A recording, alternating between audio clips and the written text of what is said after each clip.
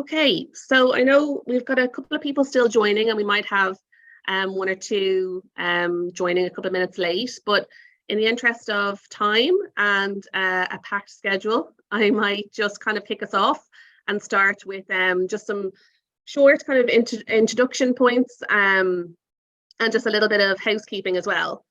So I just want to start by saying hello and welcome to everybody. My name is Laura Gibbons. I'm the Worldview project manager here in Docus.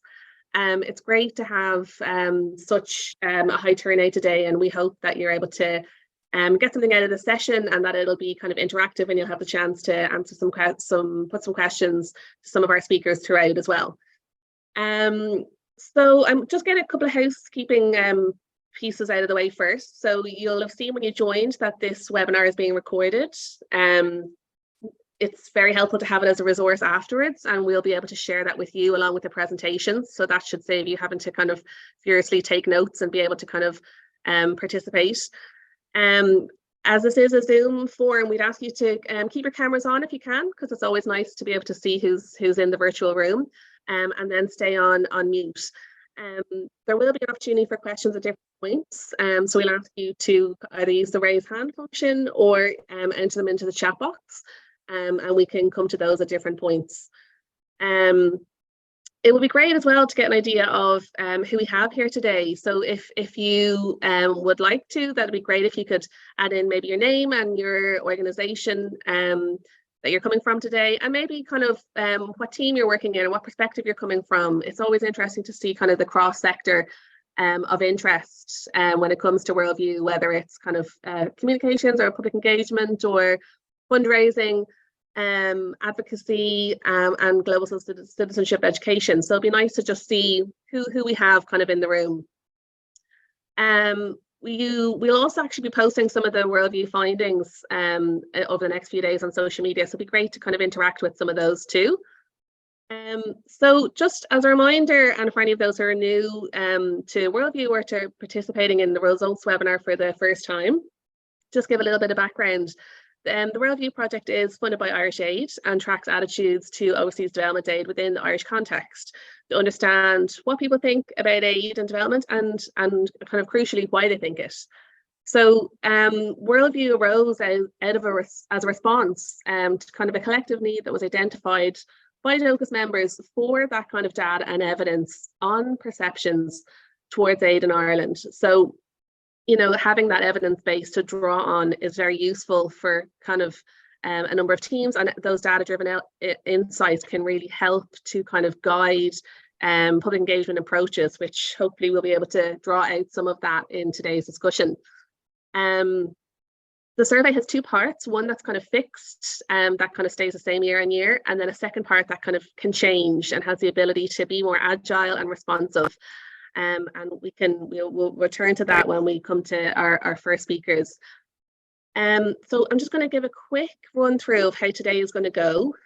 So first up, we have David Hudson and Suman O from the Development Engagement Lab. They're based in the UK, and they undertake very similar work around tracking aid attitudes in the US, the UK, Germany, and France.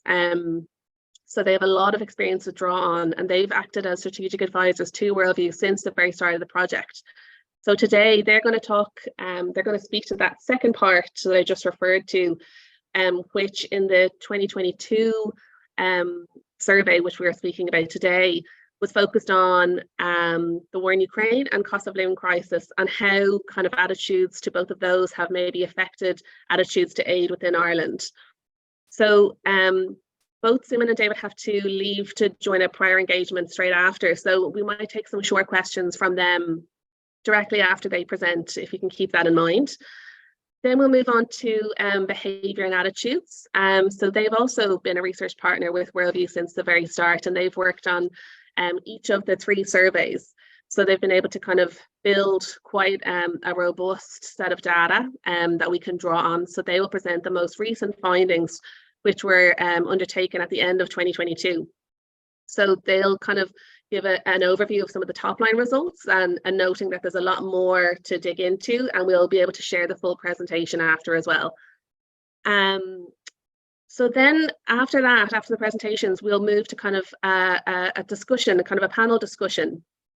And one of the themes that we see kind of coming up time and time again, and that will, I imagine, come out in some of the presentations as well today, is around the kind of critical role that community engagement plays in this discussion around aid and around attitudes to aid.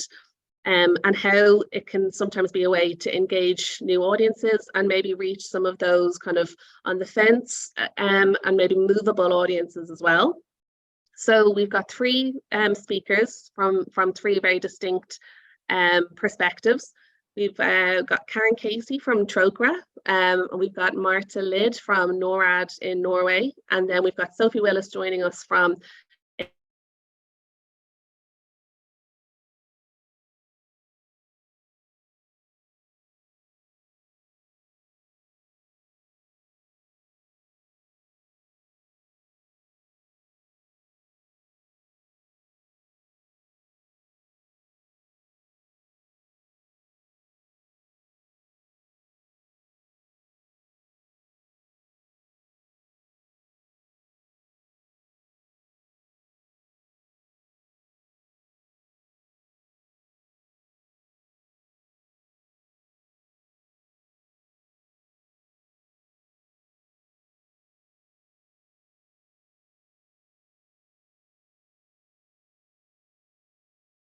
I think you'll have to go out, go back in again.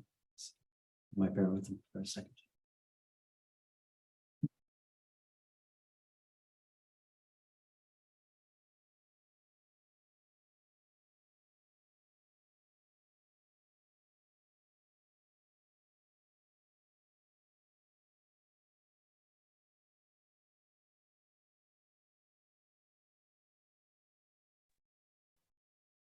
Hi everyone, sorry, I think we just have a technical difficulty just with Laura at the moment. So just give us 2 minutes and hopefully we'll just try and fix that now. Great, sorry about that for a moment.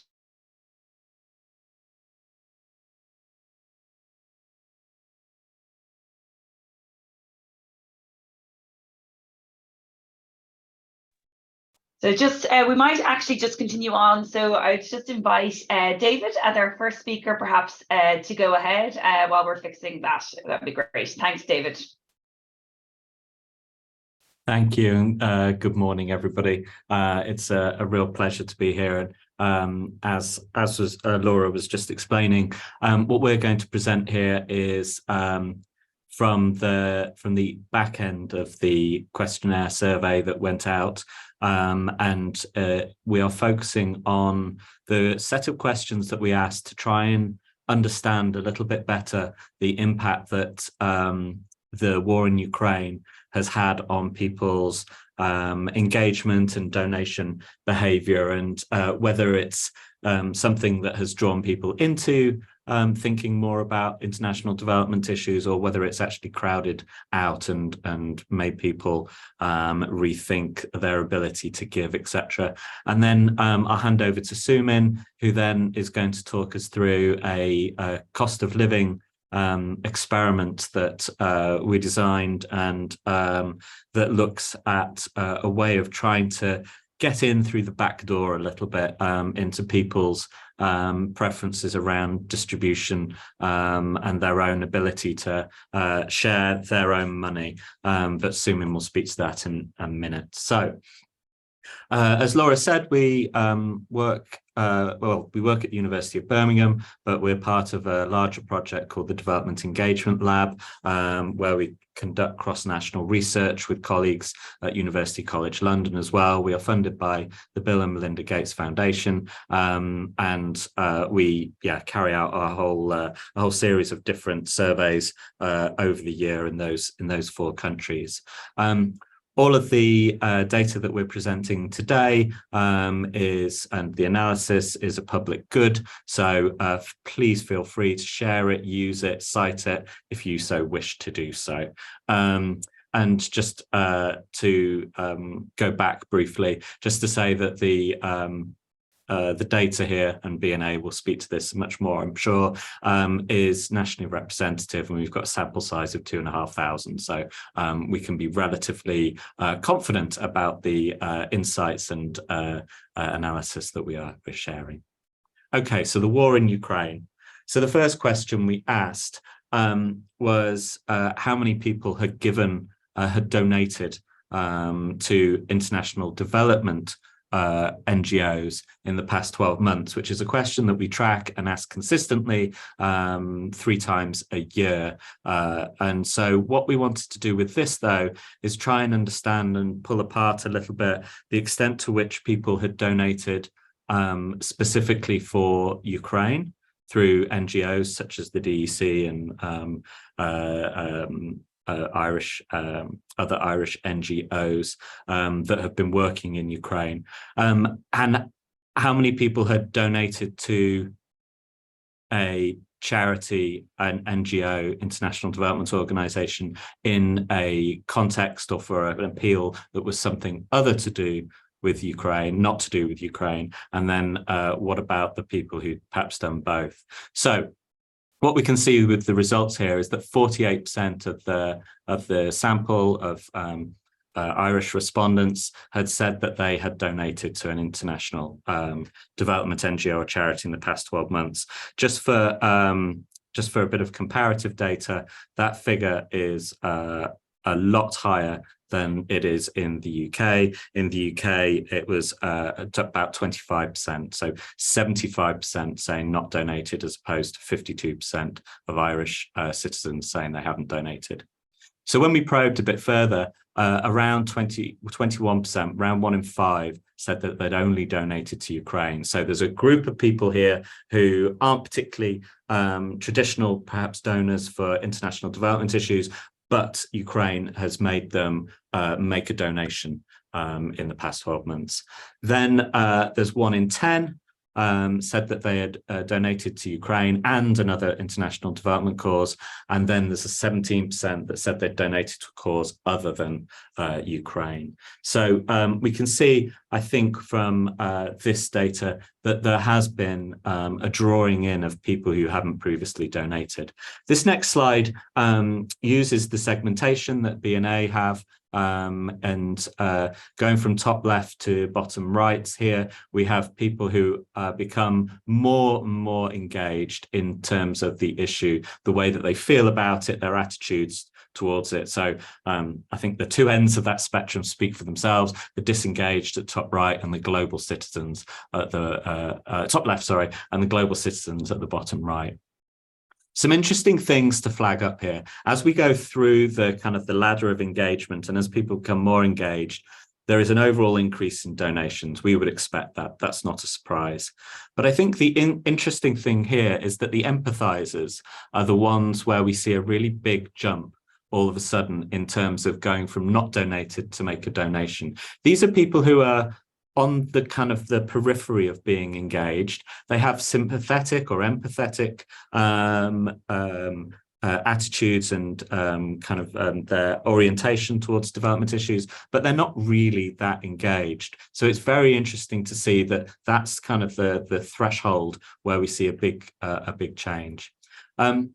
There is then, thinking about the community activists there, there's a smaller increase when we get down to that bottom row. So the big change is around the empathizers. So not a particularly high level of engagement. And again, I think it reinforces the sense that the conflict in Ukraine last year has pulled people in who were, less engaged previously.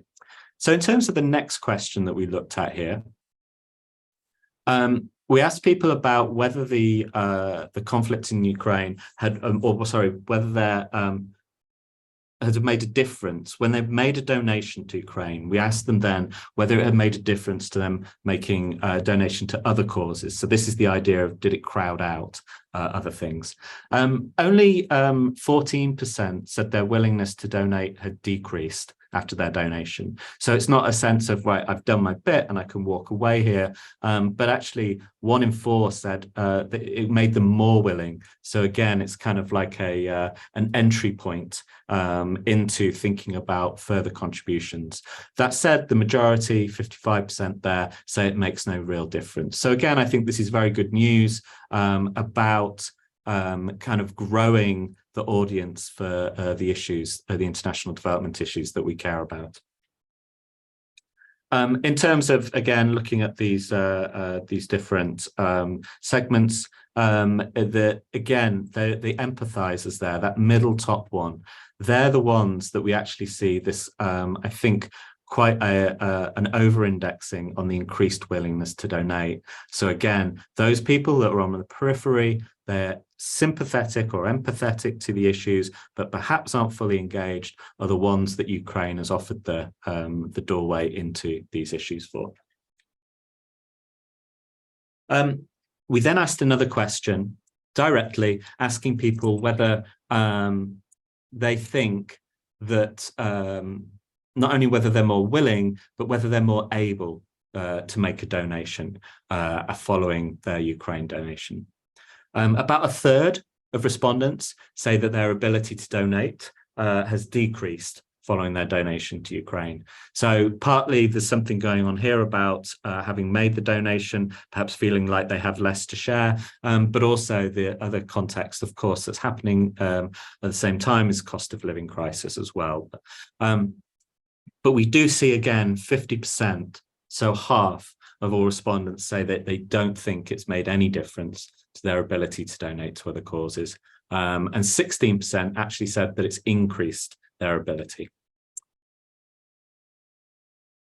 And we actually see very little differences across the segmentation there. And actually, the no real difference is the modal category, and most people are in that, regardless of whether they are disengaged or global citizens.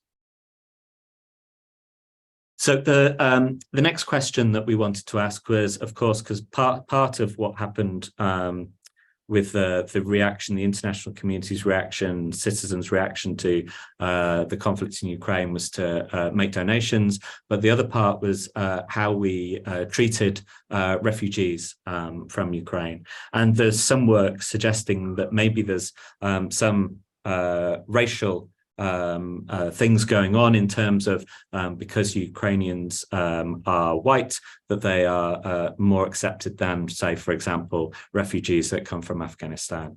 So we didn't want to just straight out ask people that question. I don't think that'd be very helpful or give us very good data. But what we wanted to do is present people with 2 refugees, and we asked our respondents whether how they felt about the refugee from Ukraine, and then we gave them one other country at random. So either they got to see Ukraine versus Afghanistan refugee, versus a Syrian refugee, versus an Ethiopian refugee, a refugee from Myanmar, or from Venezuela. These countries were chosen both because they are likely and common countries where refugees come from, but also they're increasingly distant and capture slightly different types of countries and histories. And we wanted to see whether that made any difference to whether people would treat them differently. So respondents got asked whether they would prioritize the refugee from Ukraine, the other country, so the countries at the top there, or whether we treat them both equally. I think the really, really important point here that we want to emphasize is that the both equally category was almost always the majority response. Venezuela is the only exception to that, and probably that's got something to do with distance, we would guess, or it could be around sense of deservingness, that the other countries perhaps had more visible crises within European media, I don't know. But nevertheless, still, it was the most frequently chosen category there, even for Venezuela. So I think one of the things that we've come away from this is certainly the Irish public are much more, they have a much fairer treatment of refugees from different locations than in the other countries that we've looked at. Okay, the final thing I just want to say is we asked a question about cost of living, and similarly, we wanted to see whether it made it harder, the cost of living crisis in Ireland made it harder for respondents to say that they could support emergency appeals like the one in Ukraine, not the Ukrainian appeal, but further ones. So we want to understand what the kind of the future impacts of this are.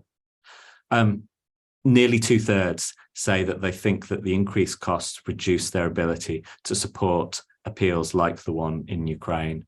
A third, just under a third, 27%, oh, closer to a quarter probably, sorry, would say that they have no bearing on ability to support emergency appeals like the one in Ukraine.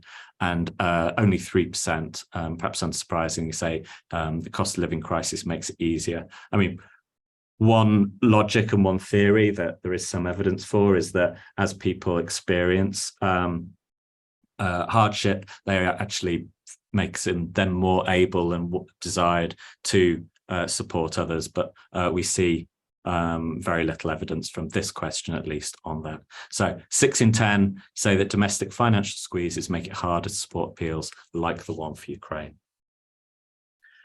Just a quick summary of the key insights. I think just to reiterate, donation levels are very high. 21% have only donated to the Ukraine appeal, and a lot of this comes from the segment that is defined as being empathizers. The willingness to donate has gone up, and again, this segment of the population that B&A will talk to us much more about their what they look like and who they are the empathizers. They're more likely to say that they're willing to donate. Very consistent finding that refugees the Irish public want to treat refugees fairly regardless of where they are from. And then finally, the cost of living is something that is making people reflect on their ability to be able to support appeals such as the one in Ukraine. So with that, I'll hand over to Sumin, who's going to talk to us a little bit more about the cost of living. So thank you. Thank you, David. As David has briefly mentioned, I will be covering the experiment around the cost of living crisis. As we have seen in the last data point, that the cost of living crisis is impacting people's perception that they can they have the ability to help crises like the one in Ukraine. And so we wanted to experimentally test how the cost of living crisis is impacting people's propensity to give others for their welfare and benefits. And in times of economic crises like this one, can you still ask the public to give, and how? And so we draw insights on what the organization should expect during the crises like this one on people's giving behaviors. Just to briefly explain the experimental design, the respondents are divided into 4 categories. One is the control group. They are simply asked to divide 1,000 euros amongst themselves and their household, their local community, and the people in the developing countries.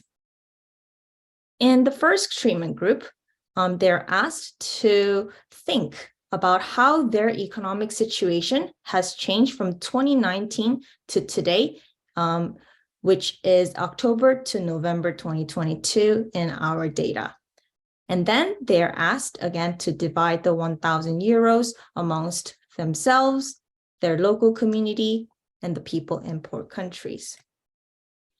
The next treatment group is asked to think about the changes in their own household financial situation and their local community's financial situation. So giving perspective to the close other, and how their situations have changed again from 2019 to 2022. And then they're asked to divide the 1,000 euros.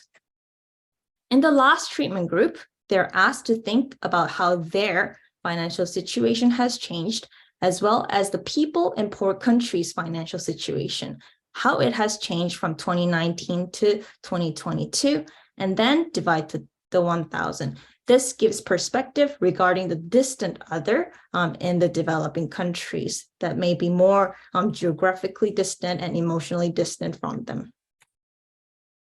So what do we see? In the control group, when they are not primed to think about themselves, the community, or people in poor countries, they tend to keep around 66% of the 1,000 euros that are allocated to them, to themselves, around 15% to people in their community, and 19% in the people in poor countries. One significant effect that we see of the priming is around priming themselves about their own financial situation. So when the Irish public are asked to think about how their situation has changed from 2019 to 22, they keep more to themselves. It is a pull factor to keep more to themselves, and the jump is from 667 euros to 727 euros to themselves and their household. The second effect that we see from this experiment is around priming about others other than themselves. So the first effect we see is around the amount that they keep to themselves. When the Irish public are asked to think about the people in the developing world, the amount that they keep to themselves decreases significantly from 727 is when they are asked to think about themselves only, to 671 euros when they're asked to think about the people in poor countries as well. And by corollary, the amount that they give to the poor countries also increases from 145 to 186 when they're asked to think about the distant other. We're able to draw out some demographic insights from this experiment. On average, across all the treatment conditions, women tend to donate more to their community and people in poor countries compared to men. Secondly, there are some age group differences where the younger age groups are more responsive to the treatment about people in developing countries than the older generations, who tend to keep more to themselves regardless of the treatment group. The differences are not statistically significant, though. In terms of social class, we see that the lower income respondents are more generous to people in developing countries. When they are asked about themselves as well as the people in the developing countries, the amount that they keep to themselves decreases significantly, and the amount that they give to the developing countries increases significantly compared to the control group. So there are some key insights that we can draw to recap. First, priming about the changes in the public's own situation has a negative impact on their willingness to contribute to others' welfare, whether it's the close others or distant others. But secondly, priming the public on the other situation, the communities as well as the developing countries, alleviates the inward-facing impact of the cost of living crisis. So going back to the main motivation of this experiment, how can we communicate with the public in this time of economic crisis to impact their giving behaviors? As we may have heard during COVID, we are all in the same boat, same storm, but in different boats. And so highlighting this fact that we may be all facing the cost of living crisis, but some may be suffering more than us, this provides perspective to the donor public in their giving behaviors, and it is also evident in the experiment. So that is all we have from the experiment, and I will hand it over to Laura to take some questions if there are any. Thank you. Thanks so much, Suman and David, for two very interesting presentations, and I think very timely as well. I know you both have to go, so I'm just going to open it up and see if anybody has any immediate questions on either of your presentations. If anyone wants to raise their hand or put a question in the chat box, we can take those now, and we can come back to some other Q&A later on. But if there's any directly for David or Suman, please let us know now. Just see if anybody is. And we can also revisit some questions later on, and we will share these presentations and we'll put them online too. So we can, if there's something that occurs to you later, you can always come back to us and we can revisit it afterwards. I don't see anybody putting up any hand at the moment. Okay, well, we can, if you do think of anything, just add it to the chat box. But David and Suman, thank you so much for joining. I know you both have to leave, but it's been great to have you join today, and thanks for those really valuable insights. Thanks a million. Wonderful. Thank you. Thanks a lot. Thanks for having us, and sorry we have to go, and good luck for the rest of the morning. Thanks a lot, David. All right, take care. So now we might move on to the next part of the research, which is conducted by Behaviour and Attitude. So we've got Luke Reaper and Neil Douglas with us here. They will go through kind of a somewhat whistle-stop tour of the top line data insights, and I'm noting that there's a much more expansive set of data to draw on that we will add to the Worldview toolkit soon after. So just to preface that, but now I'll hand over to Luke and Neil. Thanks a lot. Great. Good morning, everybody. So I'm going to take you through, myself and Neil are going to take you through the results for 2022.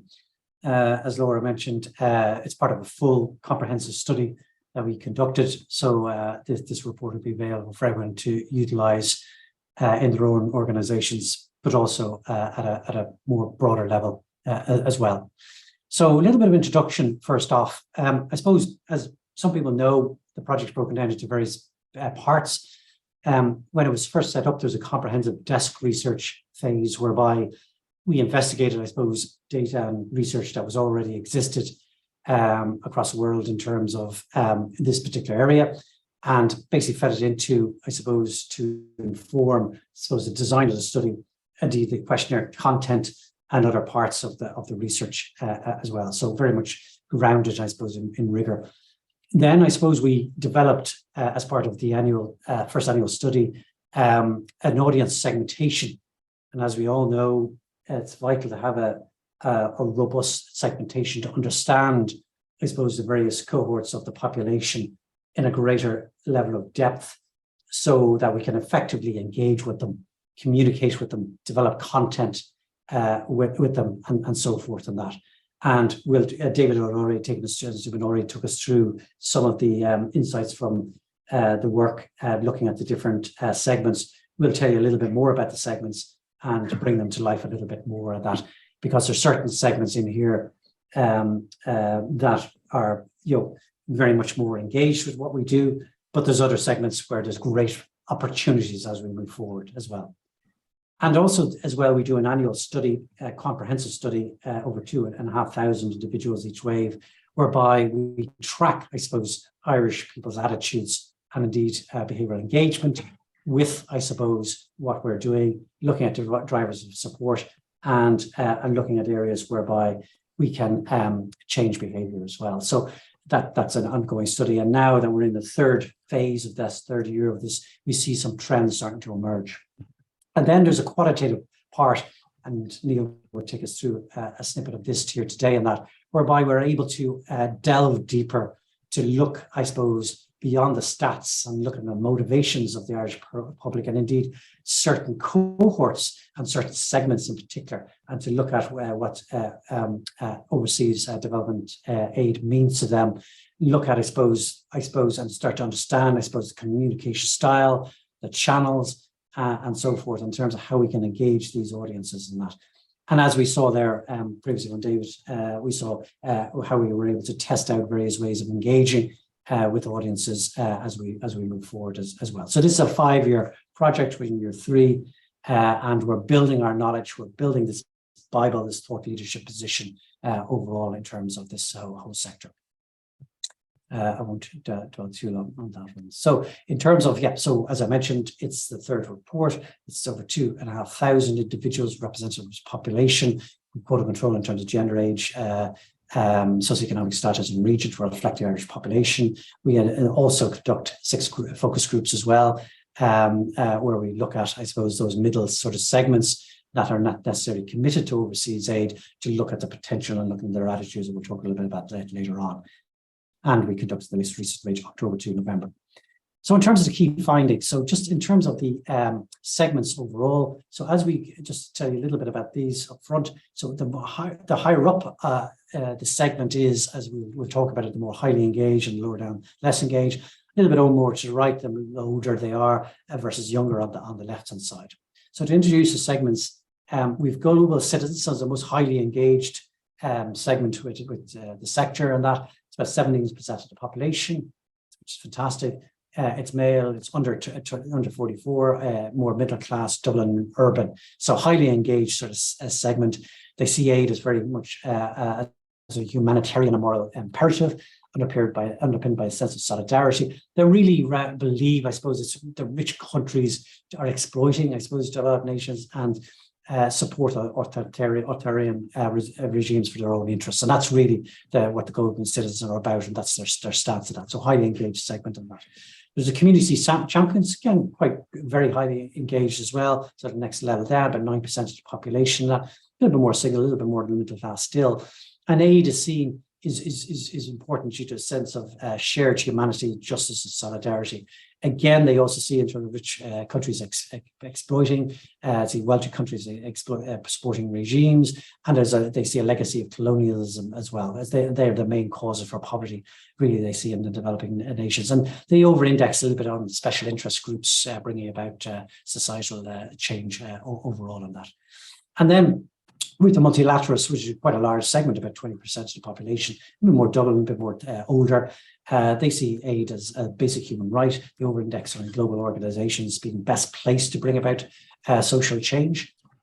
And then we're getting into a little bit more the less engaged, and these are important because we can't just talk to the converted, preach to the converted. We need to understand, I suppose, the other parts of society, the other segments of society, to see which ones are more open and which ones we can actually, and how we actually communicate with these, So the pragmatists are very interested, about 14%. They're a bit more blue collar, a little bit more outside Dublin, a bit urban, a little bit older.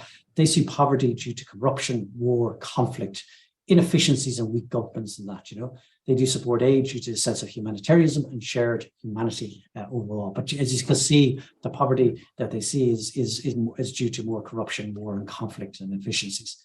Then we have the empathizers. And as David mentioned, they are a very interesting group to us. They are 27% of the population, over 1 million people. They're female, they're a little bit of 18 to 20 to 44s, a little bit more blue collar, a little more outside Dublin. They are sympathetic, but they are more likely to sit on the fence when it comes to aid. They see aid as a human right, underpinned by empathy and sympathy. Their poverty, they feel it's about conflict, it's government inefficiency, war, conflict is a root cause. They probably see, is it something to do with the agriculture? It's about the land, the issues on the ground a little bit more. So don't really understand, some of the things, but they can be persuaded, and this is important. And this came up in other talks we've had. They can be persuaded by both sides, to either support or not support. And I think they are in play. And I think it's a group that we need to look at. They are very sympathetic, and they are open to being converted. And then we have our disengaged. They're a disenchanted male, blue collar, 35 to 44s. They have entrenched views on crime, law and order, immigration. And they view their identity through the prism of Ireland, then local community, and that. They're unsympathetic to the notion of helping developed nations, and they think poverty is caused by governments. So it's all their fault, essentially, and it's not our problem in that. So very disengaged grouping in that. But as we move up, it's very pleasantly to see the empathizer, and I think there's something in that segment that we need to look at a little bit more detail. So look, I won't dwell too long, but the trending over the segments, which is kind of interesting, is essentially the disengaged and the empathizers have increased at the expense of more mid-tiered segments around the pragmatists and the multilateralists over the last 18 months. So just a little bit of a movement and a shift in terms of that particular focus. Just a couple of quick things on the economic situation, the general economy and the financial situation. Just, in terms of people's perceptions, what's happened essentially was, the economy, obviously people's a little bit more negative towards it in terms of thinking it might get worse over the next 12 months and that.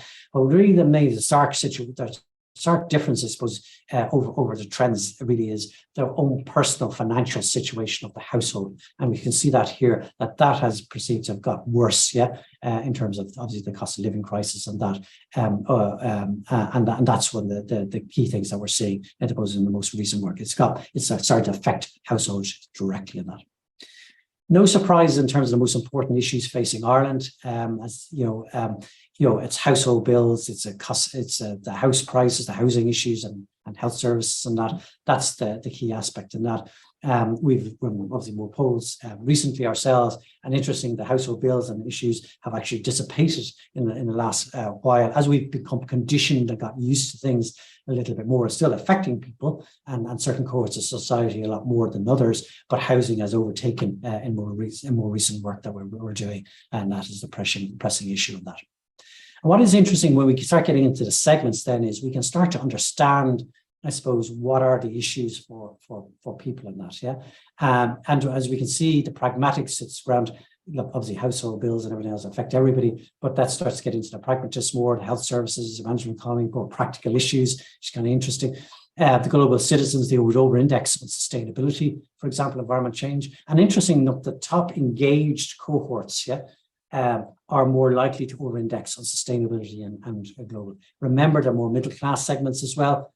And so a more recent talk with this morning, actually, somebody was actually talking about the overlap between climate change activists and, I suppose, were overtaken, I suppose, where they might have been previously international aid development activists and that. So you can see a linkage there certainly is coming through with that, And the empathizers, a little bit more mental health actually coming through, over-indexing, So there are more pressing issues, but a little bit more over-indexing on those. So kind of interesting, some of the elements that are coming through on some of these areas. Issues of personal concern.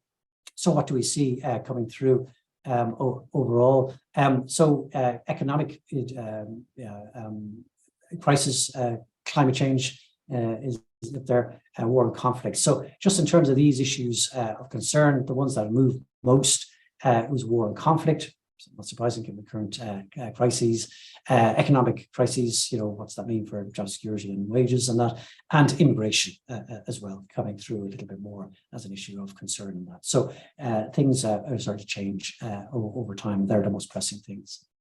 And those issues of concern, it's kind of interesting when we look at, and we might just focus a little bit on some of these here. So the empathizers, that particular course. So certainly the economy and jobs and that, those lower engaged groupings are important, but also education, healthcare, clean water, hunger, global diseases and pandemics, coming through as issues for that particular grouping more so, and that, which is interesting. Whereas global citizens, for example, further up, higher up the scale, it's around, I suppose, climate, interesting enough, they over-index on, and indeed the inequality between rich and poor, and that. And of course, they're coming from a position of a little bit more prosperity than others in that, And interesting for the disengaged, that segment right down the bottom, most disengaged, immigration is now the second highest issue, personal concern for those disengaged. And you can see why they might be a little bit more disengaged. Also, as well, we track, I suppose, the views on the growing diversity and multiculturalism in Ireland, and to what extent it's positive or negative. And as we can see, it's still very positive overall, but that has softened over the waves and that, It's significantly higher for more middle class and Dublin dwellers in that, where again, there's a little bit more diverse society and that, but it is something that we need to look at and keep an eye on in that. And it's driven a little bit more by more working classes, and to a lesser extent, a little bit more rural cohorts in terms of that decline in that. And the views of, I suppose, when we look at these views across the different segments, I suppose what is interesting is not surprising when we look at the global citizens and high up, but also the community champions being more positive and negative in this diversity. We see the negativity obviously coming through in terms of disengage, but we see those empathizers sort of more positive than negative. So again, we're starting to build this picture of these individuals that they can be persuaded in terms of what we're doing in terms of the greater good of that, which is quite encouraging. Then I suppose the instance of being active in causes over the past 12 months. So in terms of global poverty, about 30% of the population have been active over the past 12 months. It's interesting, there's quite a lot of different causes that people are, so this competitive set is quite big, as we know. Community issues is quite high. We've seen climate change there, mental health, homelessness and animal welfare as well. But we're holding, I suppose, our own. What is interesting is a little bit more shift to more community issues, a little bit longer term and that. So again, a little bit more probably, given the current crisis, a bit more visible as well, a little bit more tangible for people. So we need to be conscious of that. And then when we look at those segments which are active in these particular causes, we certainly see the global citizens, community champions, and multilateralists, those at the higher end of the scale on that, and more engaged with more causes in general, and obviously higher in terms of global poverty coming through in that. But I suppose still we're seeing the empathizers there as the next tier down, and indeed the pragmatists still very strong, with about a quarter of them being active in that particular area, and that versus only 8% obviously are disengaged to that. The levels of concern around protection of human rights of minorities in Ireland, that has dissipated now. It is still very strong, but it is something that we need to keep an eye on. So we've gone from 57% to 52% over the 3 waves of that. So it is something we need to be conscious of that. And in terms of that concern, it's a little bit more softening, still very strong, in terms of multilaterals, community champions and global actors, but a little bit more softening from some of the top segments, more engaged segments in that. So not taking our eye off the ball in terms of those top segments is important, while we're trying to win over, I suppose, others like the pragmatists and the empathizers and that. The greatest influence on views. So we also look at what is influencing people's views and opinions on key issues. And what we're seeing is, I suppose, news, TV news, still very strong, as is family members, so that community, and also social media. So social media is up 3 points. It has moved up, yeah. It is. So we just need to be conscious of that, that it's playing an ever more increasing role in that. And I suppose what it points to then is that need for, and I suppose, an integrated media mix and that overall. And when we look at this by, I suppose, traditional demographics, it's not surprising, but it's kind of some interesting things. Females more involved in terms of social media coming through, as a little bit more traditionalist, particularly parties and that. We see, I suppose, the age dynamic, not surprisingly, in terms of social media, in terms of younger, more classic in terms of 50 plus and that. And also the increased fragmentation of media amongst that under 35 age group, everything from podcasts to celebrity influencers and so forth, and that along with, I suppose, social coming through. And then when we look at it by the segments, we see again, if we look at just, for example, the pragmatists here, so the ones that are down a little bit less engaged, we see as a little bit more focus on traditional classic sources of media. Where we get into the empathizers, it's a bit more spread in terms of social, community, friends, but also as well as the role of the schools, universities, and college education, and also in terms of influencers as well, probably in terms of the more younger age groups, as you would expect, and that, Interesting podcast peaks up for global citizens and that coming through. And the source for news and information. So what of course do they use most frequent news and information? So TV, let's not forget, is extremely powerful still. Our classic newspapers and radio, either physical or online, still important. And we see a rise in terms of social media and that podcast, I think about 10%. And not to dwell too long, but just make the point around social media and its importance coming through in empathizers and local and global citizens, in particular in terms of for news and information sources. The top three most important reasons to help those in developing countries is still around human rights, it's still around shared humanity, and still around humanitarianism. Yeah, we're seeing, I suppose, a little bit of a softening in terms of human rights, and a little bit more of an increase in terms of empathy and around, I suppose, morality as well in that. And then the concern around levels of poverty in developing nations. So we've still a high level of concern around 70%, albeit that has softened from 75% overall.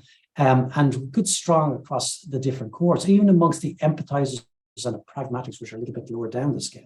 And interesting, the empathizers, again, sort of bucking the trend a little bit, as David had mentioned earlier. They're higher actually in terms of concern than actually the pragmatists, which, so they are still switched on and are open to that conversion to some extent.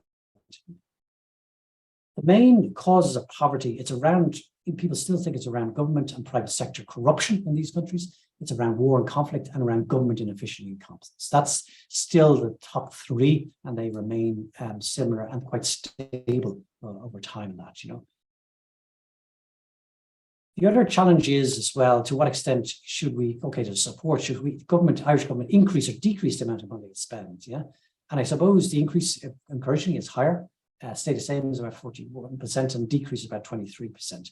So I suppose that has edged up, yeah. As peaks and drops, but it's edged up just overall versus February 2021 and that, So there's still more would be in that sort of zone of increase, but there's still a cohort, about a quarter, I would say, reduced spending and that, The importance of Irish government providing overseas aid. So 3/4 of the population still think it's important. And again, it's higher for older, it's higher for and it's lower for those without children, actually. So maybe a little bit more, less empathy in that. And a level of agreement that citizens of Ireland have a moral obligation to support personally overseas aid. Again, still very strong at 3 and 5, and that coming through in that. But what we do see is, I suppose, a little bit of a softening of that, a little bit of a net sort of disagree in that, And again, that comes through a little bit more of a difference in terms of a little bit more middle class versus blue collar, and that's a little bit more insular sort of view coming through in that. But still very high. Then a level of agreement about aid from Irish government. So we have a number of different aspects we ask about agreement on. And what is interesting here is that it's the top three that have softened a bit. The others have not softened, yeah. So it's still, you have 3/4 of the population agree that overseas aid improves people's lives by providing access to education, healthcare, clean water, and sanitation. That's still extremely strong. Just a little bit of a softening back to from February 21 in that. We see overseas aid, still strong agreement, about 3 and 5 would agree that aid increases economic growth in poor countries. And we're still seeing about 3 and 5 overseas aid to developing countries has reduced social and economic inequalities and that. So just a little bit of softening, but still very, very high levels of agreement and support there. Then we also switch to try and understand where the most important priorities for Irish government should be, where the most important is. And we ask first, second, and third most important. And what we see is, I suppose, health, coming through as still the most important, education, and indeed water. And so they are the top three, and they remain the top three in that. What is interesting over time, and not surprising, that's the sensitivity of the study, is we see energy has increased year on year in importance significantly as well. So playing a little bit more of a role given the current energy crisis and that. So what I want to do now is I'll hand over to Neil, and he'll delve a little bit deeper in terms of the communications. Thanks, Luke. So just a reminder, this is based on qualitative research where we're looking at the motivations and how we can engage.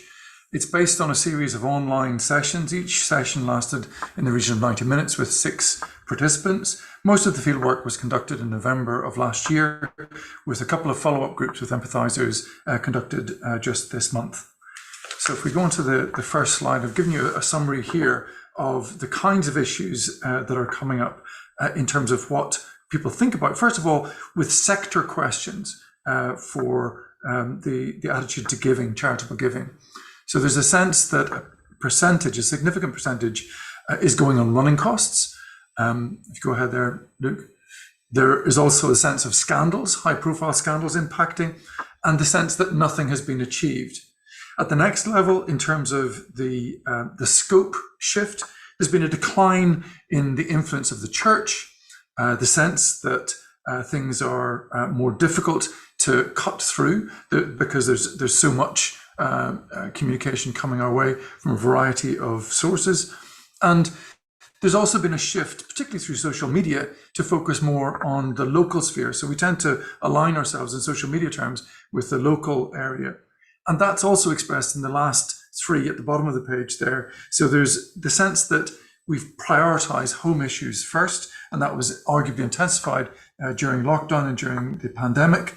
We also tend to see charities locally, and they tend to have an impact, particularly at certain times of year.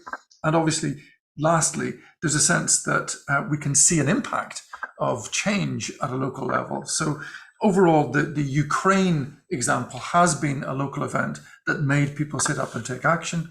It's an unprecedented and highly impactful world event that did draw people's interest and attention. If you go on there, Luke. So that plays out across the various segments that we talked to. With the multilateralists, their faith is certainly there in global, but they still focus on local. Empathizers are key focus of attention. Again, they find it easier to connect and empathize at a local level. And pragmatists, probably the most skeptical overall about foreign aid, but again, they tend to think about that local level. So different levers are being pulled for different groups, but overall the shift in thinking is consistent. What do they talk about? I mean, very similar to what we saw in the Quant at the local level. It's the eviction ban, homelessness, housing crisis, energy credit crisis, and so on. Internationally, it's the war in Ukraine dominates, a little bit around climate change and the crisis in Turkey. And you can see a couple of verbatim comments from the empathizers in particular. If you go on there, Luke. And in terms of the developing world, what they think about is quite rudimentary in many ways. It's a lack of money, just general sense of poverty, famine, lack of water. Education comes up as a key area, and also this sense of corruption affecting these countries. Go ahead, Luke. So developing world feels like a phrase which is not much used anymore. Associations are broad and somewhat dated. In response to the developing world in terms of needs, again, the discussion is fairly general at this point, with a primary focus on whether donations make it to the destination. So that again comes up as a concern. The need for country level response of government action rather than individual action is certainly mentioned by the empathizers. So lobbying government as a key channel, as an effective tactic. And then also we find fairly limited recall of advertising for charities. Go ahead there. So our segments report overall less headspace for global issues. TV advertising and TV viewing is still there, but most will claim at least to skip the ads. So social media engagement is really quite important to get that right. The narratives that are out there, really the point is we need to disrupt the existing narratives, because there's a sense that it's the same message being repeated. And then connection and empowerment, the connection to a sense of progress is really quite important. That sense that actually we're making a difference or action is being made is certainly something for us to focus on. But there are also more cynical opinions out there. And here's a quote directly. And the key point in this quote is, I don't believe all those financial donations filter their way down to where they're needed to be. So I think there's that sense that our segments feel, it's understandable perhaps that maybe there's not all of what they're giving is making its way to where it should. So there are a number of underlying reasons that they offer for this. If we start on the left-hand side, that frustration, there's a sense that the donations haven't changed anything over last decades. They're seeing very little to show for what they've donated. There's a continuing sense that charities are maybe not efficient, that money is being diverted where they don't necessarily see it benefiting the recipients that they want to give to. And there's also a sense of guilt. And I think where there's this emotional response of guilt, there's a really strong danger that that is deflected in some ways, so that people tend to think about blame rather than their own sense of guilt about not doing as much as they should. And pragmatism, the question really is, can we do things differently? Can we move away from this blame versus guilt kind of scenario to something that might shake things up and give people a route to donations? Thanks, Luke. So I think in addressing these types of views, the following approaches maybe are worth considering. First of all, I think it's about accountability, to make that feel more transparent, more direct. I think also there's a key message about the achievements. What has been achieved? How can we spotlight that?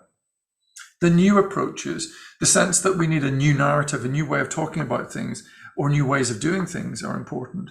And this emotional dimension I mentioned earlier, it's avoiding guilt and blame. It's how can we get away from that in the way that we message and communicate. And then lastly, there is this pendulum swing, which we've seen before, that sentiment tends to come in waves. So it isn't necessarily something that will be consistent with this snapshot that we're giving you today. Thanks, Luke. Thanks, Neil. So just to sum up some key takeouts. So at a macro picture level, there's a shift away from global focus on charity giving towards a more local one, just to be conscious of that. Now, we're still very strong, but just think about the current zeitgeist. Key issues that are competing with, I suppose, overseas aid at the moment, has shifted. So household bills, house prices, health services. And I suppose the perma crisis of the last few years has impacted the amount of basically headspace and emotional empathy or segments available for the plight of those in developing countries and that. And I suppose, given the immediacy of these issues, I suppose many need reassurance of a clear government plan with associated investment to, I suppose, address these issues first and foremost, if they're to be convinced to support, I suppose, any increase in funding in that. Most perceive, I suppose, the priorities for Irish government, it's around health, it's around education, it's access to water. They remain the key focus for people, but also energy now has increased substantially as well, not surprisingly. From a strategic targeting perspective, what we've seen, I suppose, is the size, the profile, the general disposition towards the overseas aid of each of the segments. We're building a good picture now of the segments overall, and very clear where there's movement in the segments, but also now in terms of what segments we should be targeting potentially in the future, how we engage with those, and the issues and elements that will resonate mostly with them. The most challenging segments, disengaged and empathizers, they've increased the expense of the mid-tier segments, pragmatists and multilateralists over the longer term. And there's great potential in the empathizers. It's an open segment that requires a bespoke approach really to get them engaged. The increase in activism at a local level is paired with, I suppose, an overall increase, a little bit more insular thinking, and that's likely due to the cost of living crisis, paired with, I suppose, the evident pressures around refugees, housing, etc. The majority wish to see the impact of their giving, which can be much easier to communicate at a local community element. And look, all of this is not to suggest that there's been a fundamental shift away from levels of concern with poverty in developing countries or the moral imperative to address inequalities. That it just means that we need to work that much harder overall. From a media planning perspective, bear in mind the multi-channel mix, and that bear in mind that TV remains a critical channel for most audiences, but also the importance of, I suppose, social media and engagement around the newer forms of communication and that support, especially for certain segments, as we saw with the empathizers and so forth. Won't dwell too long on these, but just to say that there is a sort of a crib sheet here in terms of helping to target, I suppose, the various segments. So, for example, the global citizens there, we have a bullseye channel, a bullseye audience. They have the media channels where they over-index on, with the socio-cultural priorities for them. We see in terms of the messaging and so forth. And that. So if we take the empathizers, we know who they are. They're the 18 to 44s. We know they're a little bit more blue collar. We know they're a little bit more female. We know that the local influence, the family, the friends are very important.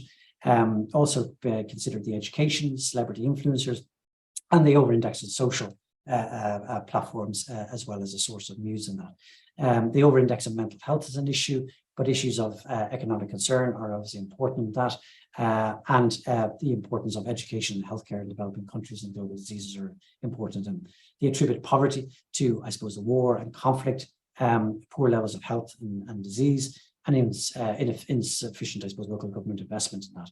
They're empathetic to the plight of developing countries, and aid is seen as a basic human right in that. And they don't understand all the nuances. There's an education around, is it the land, is it the agriculture, is it the system within those countries and that, but they can be swayed, yeah? They are sympathetic, but they can be swayed. So they are in play, and there are over 1 million of them. So I will leave it at that and take questions.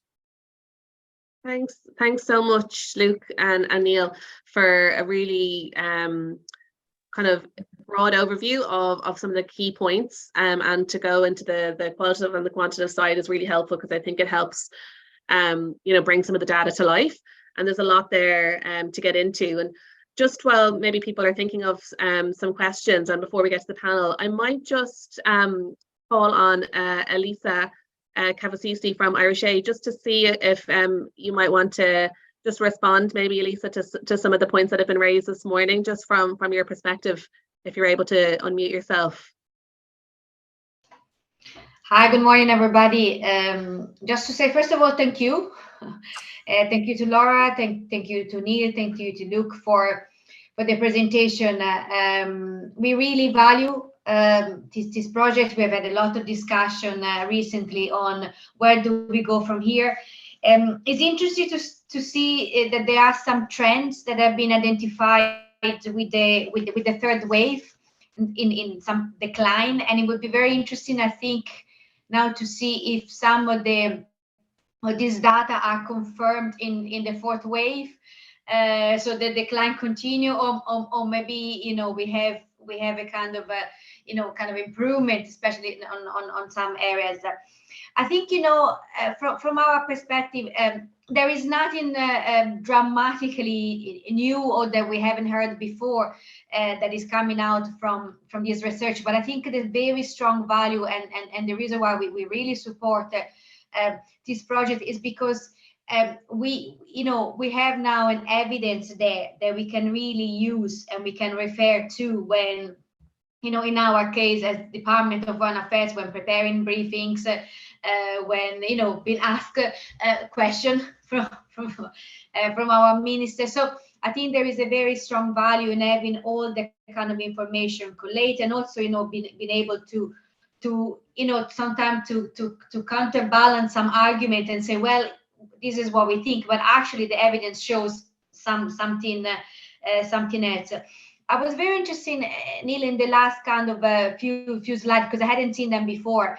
And I think, I would definitely kind of, discuss them with some of the colleagues, because we are planning a kind of a big workshop at the end of May, where basically we are going to have an internal reflection on how progress has been made on achieving some of the objectives under our international policy, and what do we need to do in terms of perhaps taking in consideration some of the challenges, taking in consideration some of the kind of key events of the last few years. What do we need to do in terms of continuing achieving high results? And it's interesting to see that maybe we are not communicating these results very well, and maybe even at a time where we are going very likely to focus more and more on the furthest behind first, and reaching the furthest behind first is also very important from our side to communicate to the public that results have been achieved. And the reason why we are now having the luxury of focusing on the furthest behind first is because we have made significant results and significant achievement in a lot of the countries where we work. And I think that's maybe need to communicate from our side a bit better, that there, otherwise I suppose, and I can understand, there may be a bit of a sense of hopelessness. We keep investing and nothing is changing. So that's something, a take home lesson. And I think the other one that I found very interesting is the impact of the decline of the role of the Catholic Church in terms of changing a bit the perspective of people in why do we give. and and people challenging a bit more, why are we actually still giving a significant amount of funding from the Irish public, even at times of crisis, to charities, and the strong support, of course, is still there for ODA. And I think that's something that from our side at least we need to dig a bit deeper to understand, for example, if it may be time now also to communicate what it comes back from this partnership. So there is not one way. We get a lot of value, of course, from supporting development programs in our countries of engagement. We get a lot of back as Ireland as well. And I think maybe also that kind of narrative maybe now would probably have a bit more appeal, rather than say we continue to support because it's the right thing to do. So look, I think there is a lot of food for for thoughts there, and just to say on our side, we have been discussing with DOCAS over the last months. We have now committed to continue funding the Worldview project for the next 2 years, so 2023, 2024, and there is also an intention to continue to funding post 2024, perhaps in a different form. So I think that's really reflects the value that we have we give to this project. And thank you very much, as always, for to DOCAS as well for all the work. Thank you very much. Thanks so much, Elisa, and for those really interesting points. I think there's a lot that we can pick up from that, and we can think about how we can tap into some of the data to maybe draw out some of those themes and explore them a little bit more, because I think they're very timely to discuss and to try and progress a little bit. So thank you so much for those contributions. I think in the interest of time, we might move to the panel discussion now, because we've got 3 really interesting perspectives here to draw out some of these themes that have come up, and even some of what Elisa touched on there. And I think one theme that kind of comes up time and time again is around the kind of critical role that community focused engagement and outreach can kind of bring to these conversations, and to kind of awareness around aid and development. And we particularly wanted to focus on this topic because it's something that's kind of quite timely even in Ireland at the moment. So I'm hoping we can draw out some kind of experiences on that side. And just to recap again our 3 panel speakers today.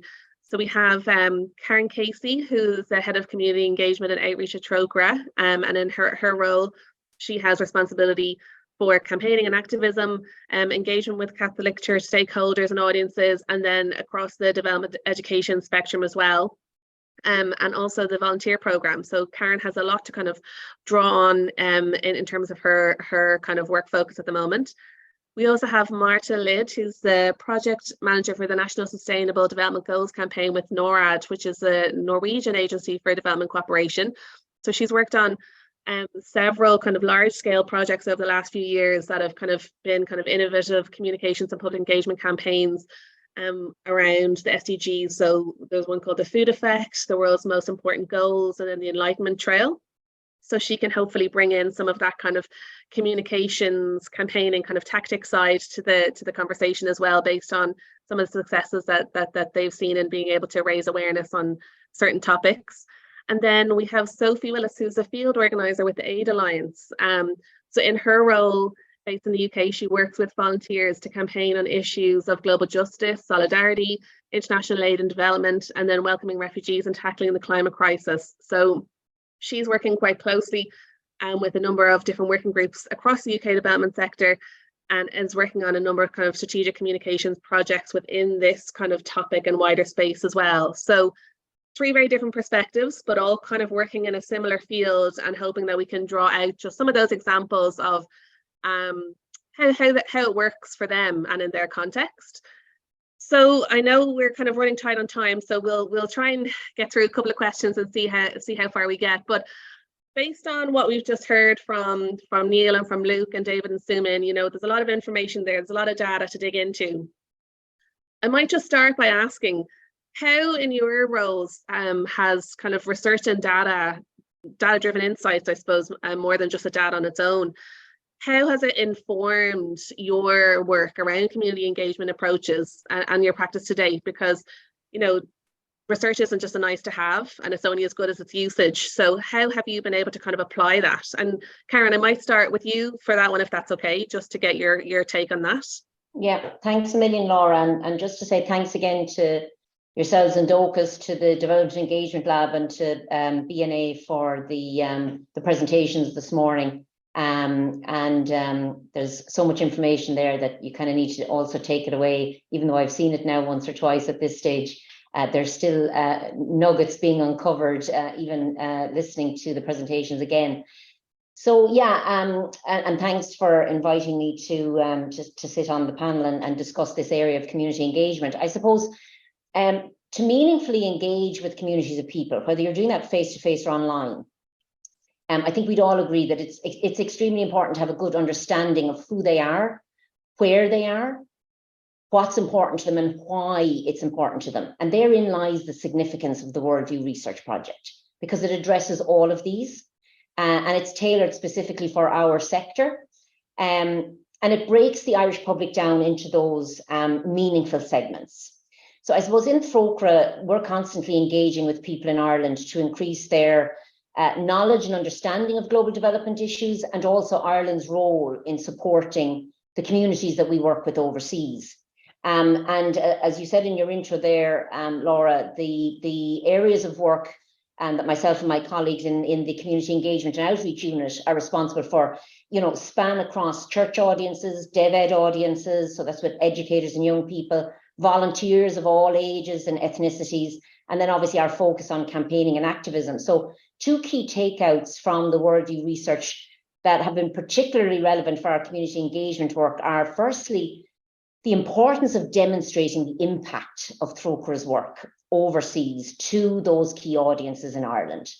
And so we see from the most recent wave of research, it's telling us that just 2 in 5 believe that overseas aid is always or mostly effective in improving the lives of poorer countries. So people need to know that their engagement and support, whatever that looks like, does make a difference. And I suppose later this year, as part of TROCRA's 50th anniversary programme, we will launch a dedicated multi-channel and multi-audience impact campaign.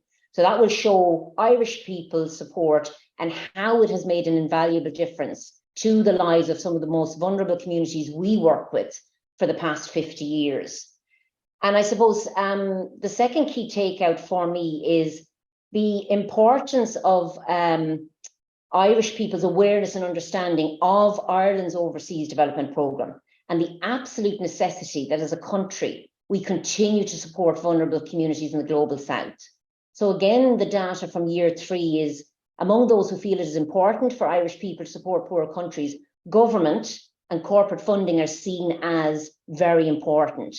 So again, as part of TROCRA's new Global Citizenship Education Programme under the new 5-year partnership with Irish Aid, you know, at, for example, events that we will do with key audiences and our volunteers, we will ensure that we are including messaging on Ireland's overseas development programme. And we will look to even roll out, you know, sort of surveys with the groups to understand the increase in their knowledge and understanding of Ireland's overseas development programme as a result of our interventions. And from a comms perspective, you know, we've committed to a certain amount of social media, website blogs, traditional media activity that will talk about Ireland's overseas development programme. And then, of course, when you look at our Dev Ed programme, you know, that's very much where working with educators and young people, we are going to really get more deeper with them in those formal and non-formal educational settings on global justice issues and ultimately guiding our young people to be active global citizens. So I might just leave it there to give the other speakers an opportunity to jump in. That's great, Karen. Thanks so much. And there's so many kind of tangible things in there to marry that, how research can be used for action and to actually take it to the next level. That's really, really useful. Marta, I might just come to you just to see if there's anything that you'd like to add in terms of your own experience of I know Norway has a rich history of research of a similar kind that's been going for a couple of decades now. That's kind of given you a bit of insight into, you know, what the attitude is towards aid, and how that maybe has guided some of your work. If you'd be able to just give us a bit of an insight there, that'd be great. Thank you. Yeah, well, first of all, I just want to say thank you. This has been very interesting. It's always interesting to see how different audiences in other countries are answering these kind of questions that we also have similar questions on. And as Laura said, we have this national survey that's been going on for 40 years, asking similar questions on the support of ODA and how people think that ODA should be given and who they should be given to. And over these 40 years, actually, the support hasn't been higher than now. It's 90% in Norway. This survey was made in 2021, and the survey is made with about 3 years between. So I'm really looking forward to the 2024 one, because the 2021 one probably reflects more of the pandemic and the interest of people as they saw that how we're in one boat together, and you know, getting medicines and vaccinations for the pandemic. You have to include the whole world, or else you wouldn't be able to actually meet the pandemic and try to stop pandemics all over the world. While I think the war in Ukraine and also, you know, the economic decline, which has also been in Norway, will probably have some effect on the numbers, but we don't know yet. So it's very interesting to see the Irish numbers from this perspective. I think what is very interesting is also how you will use these numbers. I think numbers from Dell on how people would spend their money is very interesting, given different information. That would be something that I would use towards people in managing positions, politicians, and tell them how important it is for us to communicate our ODA in a good way, so that people would be able to make an decision which has the right information. So they would be able to actually share their money more than just keep it by themselves, as we saw the people who would just think about their own economy and wasn't really informed on how other people, other countries also struggled in this time and era. So I thought that was very interesting. And also, I think one other thing we should learn from this is to choose your segments, because you can't really reach them all. In Norway, we have focused on young adults, which I think also overlaps both the global citizen ones and the empathizers. So people who are very into aid and, you know, really believe in climate change and want to do a difference, but also the one in the empathizers group that can be engaged if given the right opportunities. And we just, you know, the last group, I just want to go up and see what it was called, the disengaged ones. We just forgot about those. That's about 10% in the Norwegian community. They don't really believe in climate change, or they don't really care. It's no way we could reach them anyways. We would use all our money and effort to reach those people, so we forget about them. And also, I think it's important to recognize that younger people are more interesting and important than the older ones. These are people, well, actually your disengaged group is a bit younger than our disengaged group, but usually it's older, usually it's men in Norway, and it's a group it's very hard to actually reach with any kind of information, I think. So you just have to choose your segments, and then of course use the media platforms that will actually reach them. So social media and also direct meetings has been some of our preferred platforms. We've also done a bit of infotainment and kind of gamification to reach younger audiences. That's great. That's so interesting, and I think it is really interesting to draw those parallels from different shared experiences, and then there's a lot of opportunity there for learning as well, to be able to see what's working in different contexts and to use that as a way of testing almost, and then kind of a lessons learned principle. I think that's really interesting. And Sophie, I might just come to you on the same question, because I think in the work that you're doing, and maybe you could speak to that a little bit, it's very informed by data and geographic kind of locations. So maybe you could just tell us a little bit about the work that you're doing with the cohort of volunteers. That'd be great. Thank you.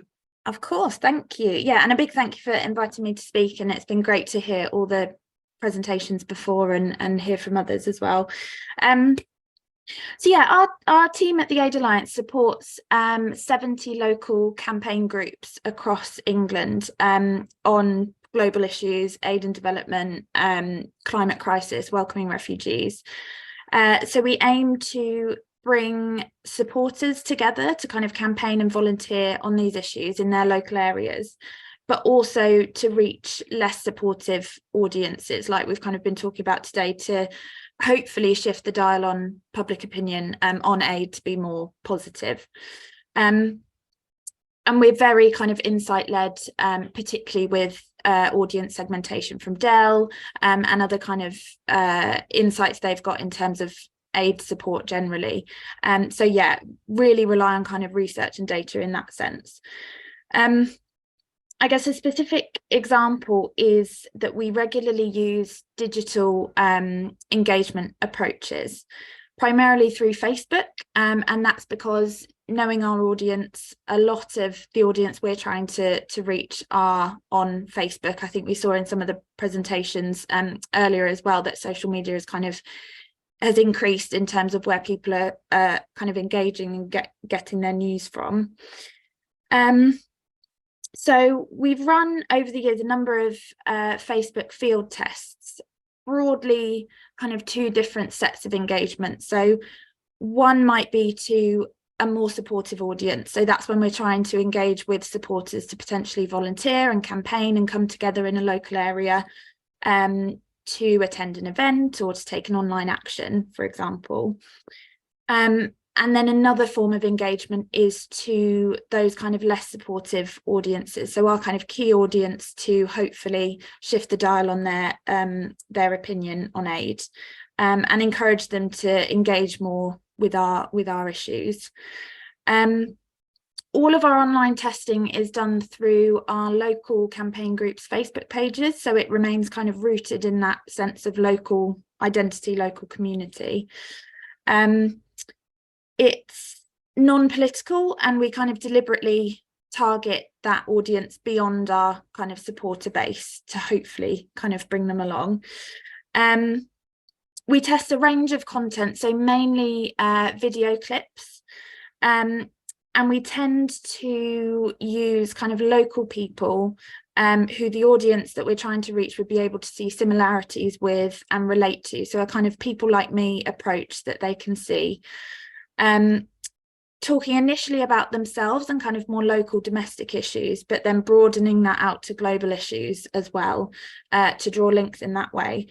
So one specific example is a video we ran last year where we had a retired NHS nurse talking about, it was kind of during COVID and the vaccine rollout, and the importance of that, but then broadening that out to the fact that you know, countries all around the world need basic health services, access to vaccines, that kind of thing. So making the link in that way.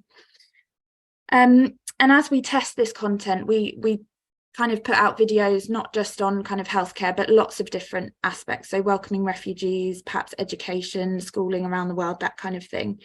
We're able to learn which content performs better and which is more likely to engage the audiences we're trying to reach and kind of stimulate conversation, get them engaged and talking. And then Facebook does a very clever thing of kind of pushing it out to our audience even more. So the best performing content will then be shown increasingly to the audiences we're trying to reach.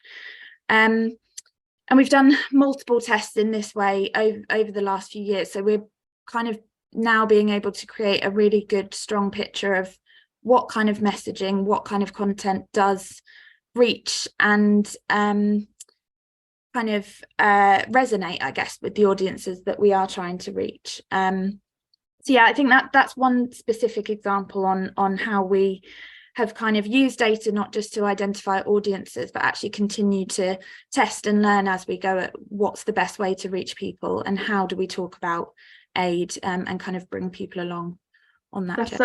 That's so great, Sophie. Thanks for expanding on that and giving like those really clear kind of tangible examples of the different kind of channels that you're using and the different approaches and how one kind of complements the other. I think that's really, you can see that it has to come from multiple angles and you have to be kind of hearing messages that are very targeted to the demographic that you're in. I think that makes a lot of sense. I'm conscious of time and I know some people are having to leave, but I might, while we have this panel, it could be a standalone 2-hour conversation and there's so much to get into. I might just come around to each of you again. And it's funny because there is a lot of challenges I'm sure that you're facing in your work within community engagement, but there's also a lot of opportunity. And I think that comes out in some of the discussion around that empathizer group and kind of that movable middle or those who are kind of on the fence. So I might just come to each of you and just to maybe draw out either a challenge or an opportunity that you kind of see as being top of mind within that kind of grassroots side of work. So Marta, I might just start with you. If there's anything that kind of comes to mind in terms of challenge or opportunity, that just a kind of a closing thought, that'd be great.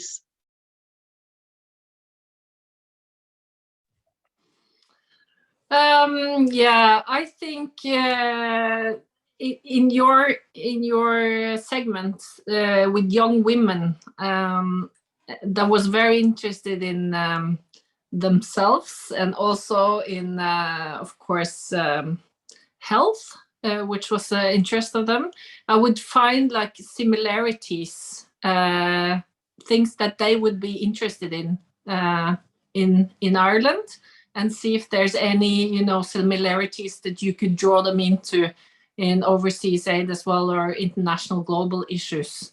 And I find that the global goals, the SDGs, are quite a good platform for doing this because it applies to us as well. It applies to domestic issues and of course global issues.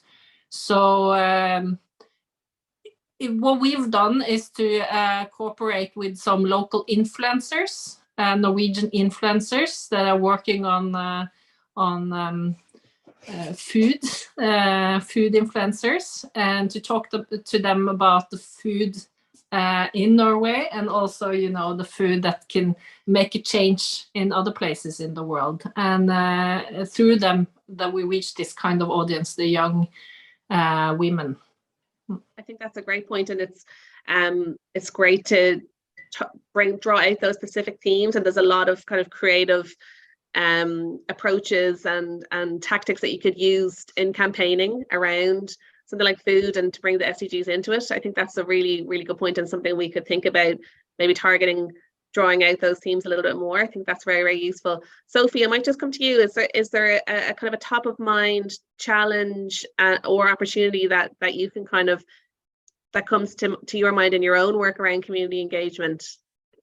Yeah, so I think I could do a bit of both challenge and then opportunity. I think the biggest one, and it's more of a long-term one that still affects us now, is just the low salience, I guess, of aid as a concern for people generally in kind of public attitudes. And if you think back like the last decade, 15 years, there's been financial crisis, austerity, then we had Brexit, then pandemic, then cost of living. There's always, and they're absolutely valid, but there's always something that's kind of more concern, immediate concern anyway, to the public, which makes the external environment and context that we're trying to communicate with people about aid and development a little bit tricky.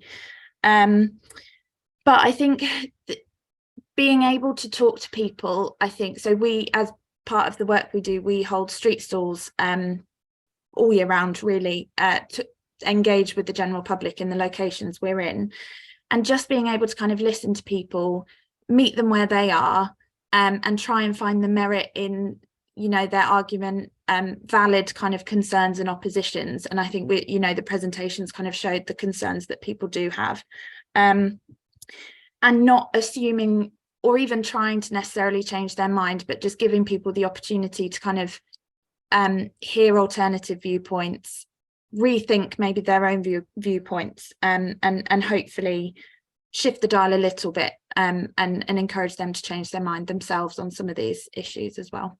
I think that's a great point, and I think creating that space is something that maybe doesn't happen as naturally as we'd like it to. Karen, last but not least, you might give us just a sense of like the Irish perspective, and there's probably similar opportunity and challenge depending on how you look at it, but what's your thoughts on that?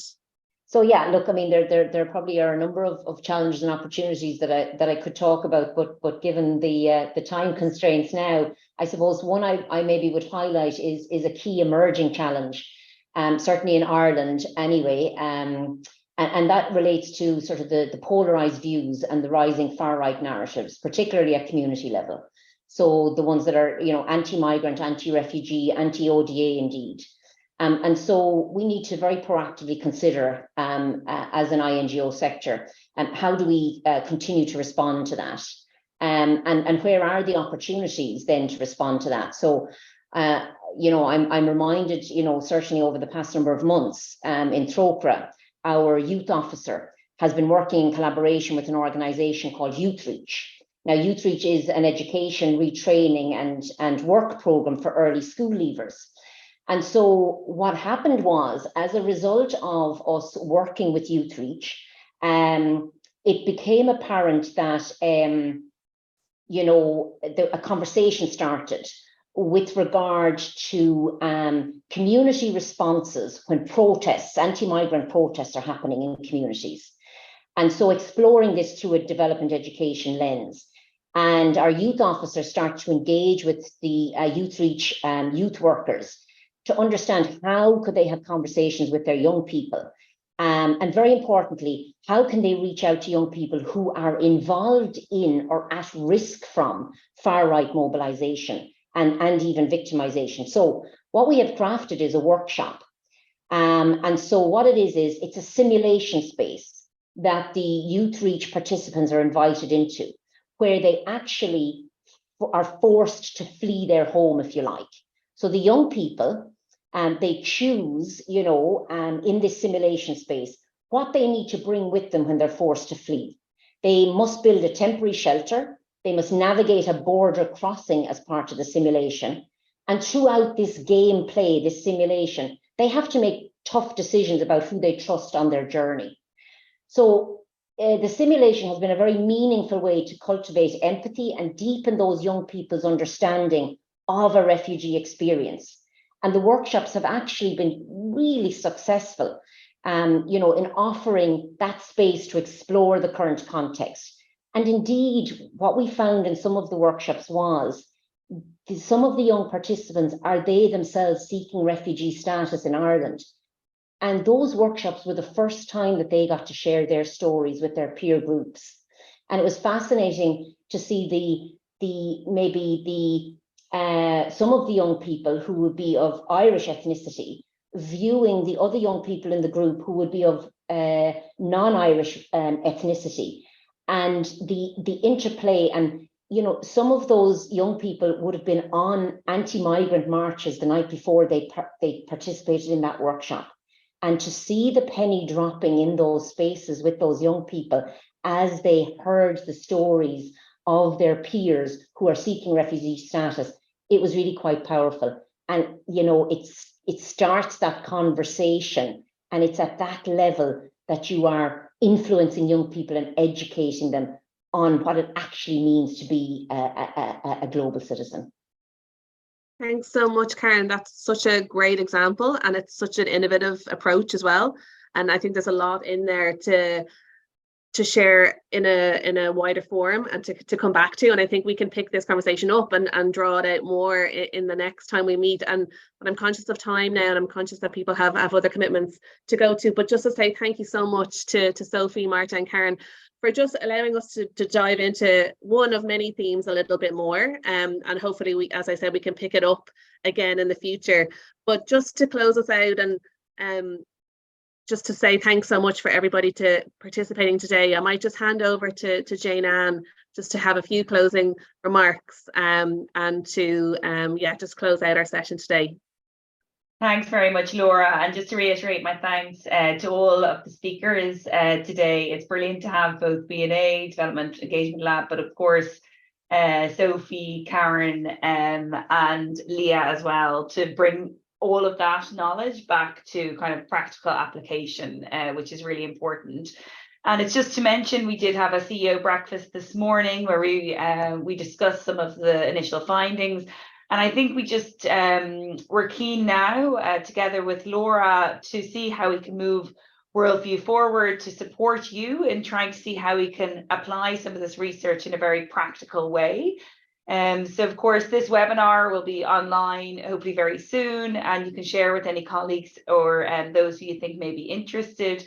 But we will be having a workshop on the 25th of May, I believe, and we're really want to bring, I suppose, you together in a very practical way to look at what are some of the collective action we can take as a sector. And I think as some of the speakers spoke to there, it's not possible to do everything, but I think that we can start looking at particular segments or particular groups and seeing what is some of the messaging that we would like to get across and how we can do that in a collective way.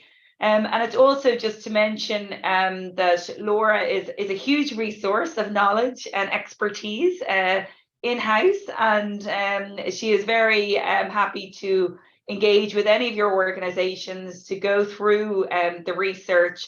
There is quite a lot there, so she's happy to go through it and again draw on some of the expertise and experience not only of some of our members like Troker, but also of what's happening internationally as well. So there is a lot to take on, I think, with this research, but it gives a really good basis to be quite strategic in terms of how we do our public engagement going forward, and how we can build that support for ODA and continue to build that, particularly on those who are a bit more disengaged from international issues. So with that, I'd like to say thank you to everybody, and we'll be in touch, and I hope to see you at the next Worldview event that we have as well.